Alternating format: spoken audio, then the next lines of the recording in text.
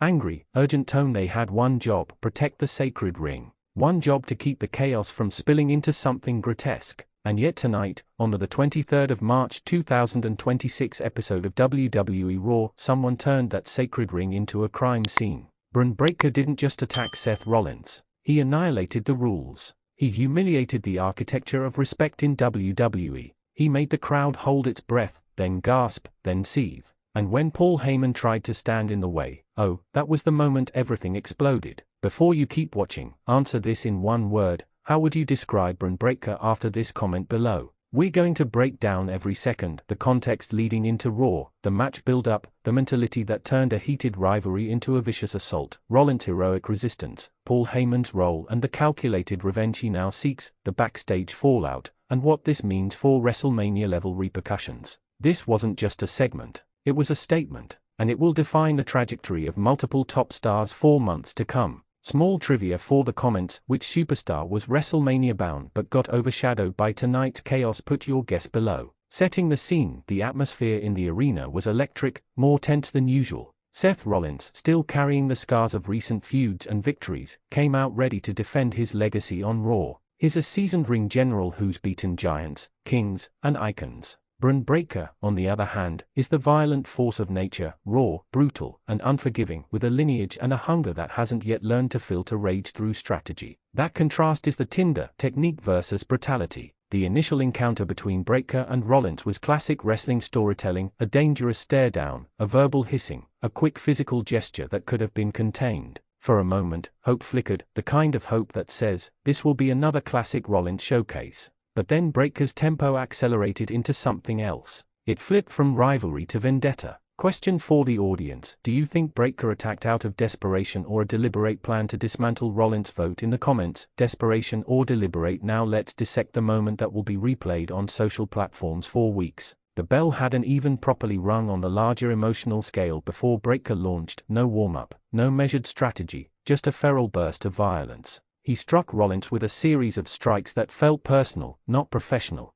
The crowd's reaction shifted from supportive chants to stunned silence, punctuated by primal roars. Rollins' expression, a mix of pain, disbelief, and fury, was the emotional core of the attack. He sold it like a veteran, which made the assault feel real. It made the crowd care. As Breakker ramped up his brutality, the backstage narrative became relevant. Did Breakker cross a line he can't return from? Is there a limit to the brutality fans will accept? In recent months, WWE has courted more realistic, hard-hitting angles. But this was beyond a hard-hitting angle. It was messy, borderline criminal within kayfabe, and fundamentally destabilizing for the show's assumed rules. Insert quick fan poll: should WWE have stopped this attack sooner? Yes or no? Let me know why in the comments. But the segment's highest voltage amplifier was the introduction of Paul Heyman into the mix. Heyman, strategist, mouthpiece, provocateur, and the walking embodiment of wrestling's legalistic edge. He was not present to be collateral damage, he came to exact narrative justice.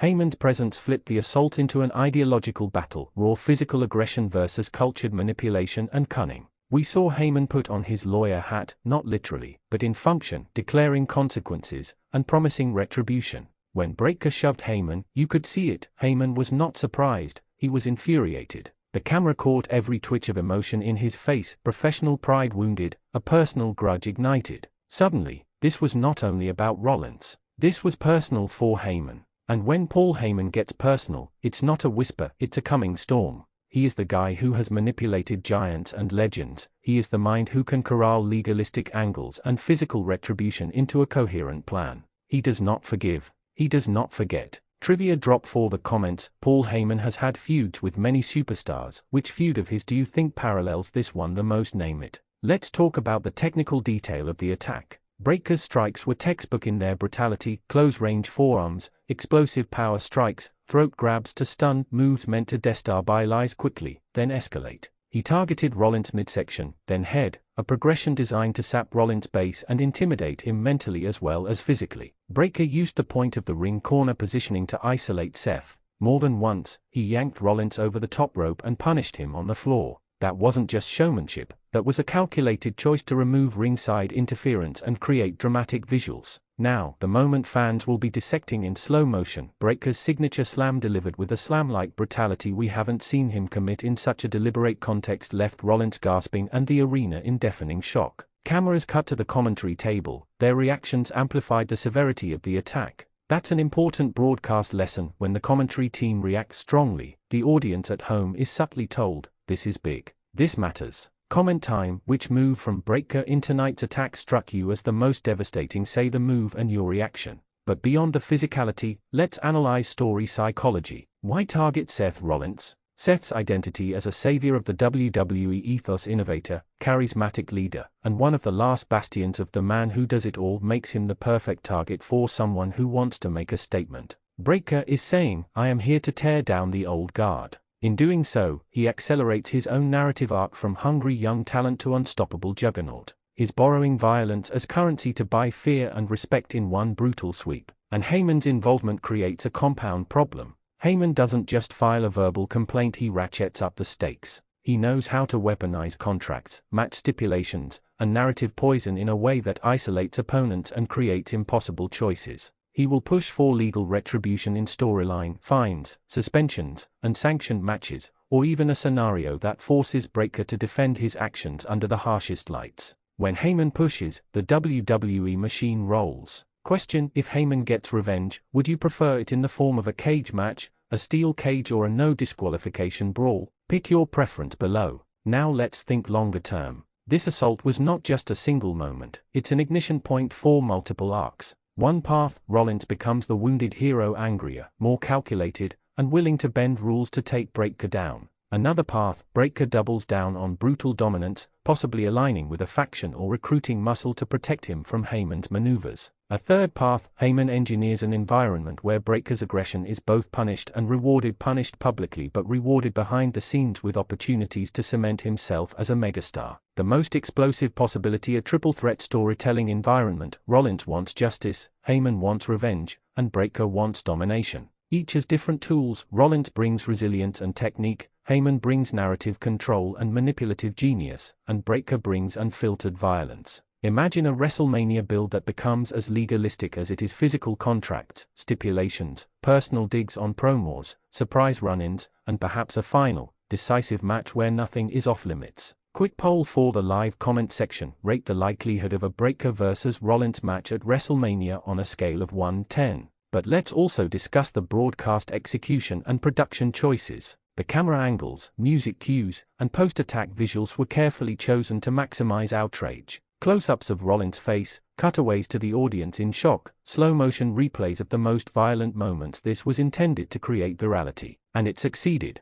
Clips of the attack are already primed to explode on social media, and that matters because in 2026, social reach translates directly into storyline momentum. If the clip trends, WWE's creative will ride that wave and escalate. Now, the safety and realism conversation. Some fans will argue that this was too violent, that wrestling should maintain a balance between realism and safety. Others will point out that authenticity sells, and that brutal angles catapult emerging stars into the spotlight. It's a tension that wrestling has always managed, the line between meaningful physical storytelling and crossing into exploitative brutality. Your voice matters here. Tell me if this crossed the line for you or if you felt it was acceptable storytelling. Explain why in the comments. From a character perspective, Seth Rollins now has a defining emotional beat. He can become darker, less of the stylish showman and more of a veteran surgeon of retribution. Alternatively, he might lean into cunning, using Heyman's legalistic engine to trap Breaker strategically. That dual motive, honor versus retribution, could make Seth's promos the emotional backbone of this feud.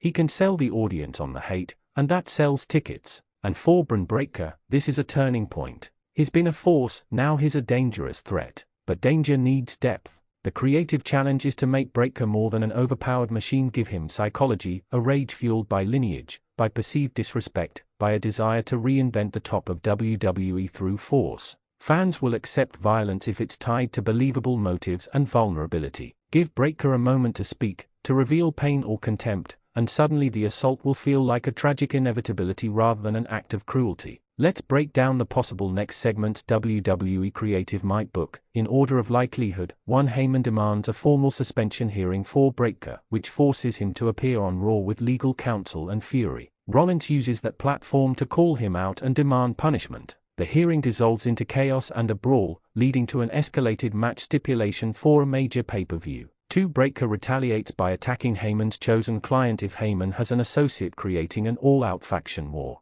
This threatens to expand the feud beyond two people, making it a company-threatening storyline. 3 a.m. Southern, surprise allied return. Perhaps a returning superstar or a heel faction saves Breakker from Heyman's machinations, setting up an uneasy alliance and making the feud multi-layered. Which of these booking directions do you want to see? Choose 1, 2, or 3 and say why in the comments. Let's not ignore the merchandising and financial side. WWE loves momentum, and a violent moment like this, if handled correctly, translates into increased viewership, trending social clips, and renewed interest in merchandise for all involved. Expect merch drops, Breakker brutal tees, Rollins Resolve shirts, and Heyman-themed posters promising revenge is coming. People will buy into the narrative if they feel emotionally invested. That's the capitalist engine of modern wrestling storytelling. Now for the emotional core. This story hinges on empathy. Will the audience side with the injured Rollins, or are some fans secretly thrilled by Breakker's ruthless ascension? The answer is both. Wrestling fandom thrives on conflicted allegiances. That's why this feud can be so rich. If Rollins' promos are emotionally raw and Breakker's segments show calculated disdain, you will get split audiences and heated debates, exactly what WWE wants. Mini challenge in the comments: write a one-sentence promo Rollins could cut on Breakker, and I'll pick my favorite to read in the next video. Let's talk long-term implications for WrestleMania season. This feud can be elevated to headline status if it's given the proper time and stakes. Imagine a stipulation where Rollins can never again be attacked outside the ring, or a match where Breakker has to wear a symbolic restraint. Or flip it, have Heyman negotiate a match where Rollins must put something valuable on the line. That creates emotional stakes. Losing is no longer just a loss, it's a life-changing event. The creative decisions in the next 2 weeks will determine if this feud becomes a main event classic or devolves into cheap shock value. Ask yourself and answer in the comments what would be the most satisfying end to this feud. A Rollins redemption, Breakker's total domination, or a hot mess no-winner brawl? Pick one.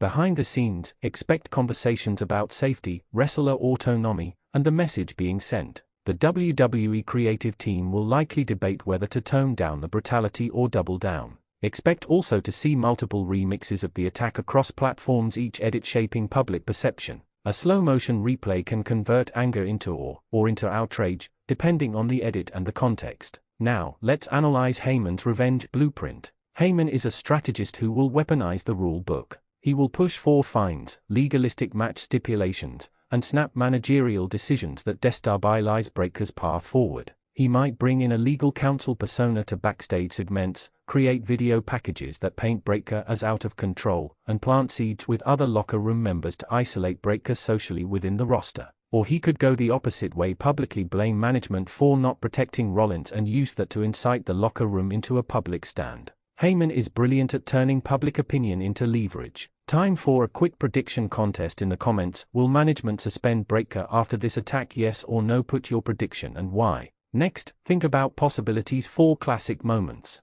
This feud can gift WWE an iconic slow burn promo, a mid-card assault that spirals, and a final match where legacy is decided. The crucial variable, consistency. If WWE keeps escalating without layers, it will feel one note. But if they layer Heyman's promotion, Rollins' emotional arcs, and Breakker's psychological depth, we could be looking at storytelling gold, a year-long narrative that changes careers. Finally, the moral outcome. Wrestling thrives on consequences. Breakker must feel consequences, legalistic or in the ring, for his actions to matter. Heyman must exact retribution cleverly. Rollins must transform his pain into a credible threat. Fans must be allowed to feel outraged, to debate, to take sides. That's how you keep this feud alive and combustible. One last viewer question for the comments: if you could book one stipulation for the Breakker vs Rollins showdown, what would it be and why? I'll read the top answers in the next episode. Concluding punch: intense, charged. Tonight's attack on Seth Rollins wasn't just a headline, it was a declaration of war.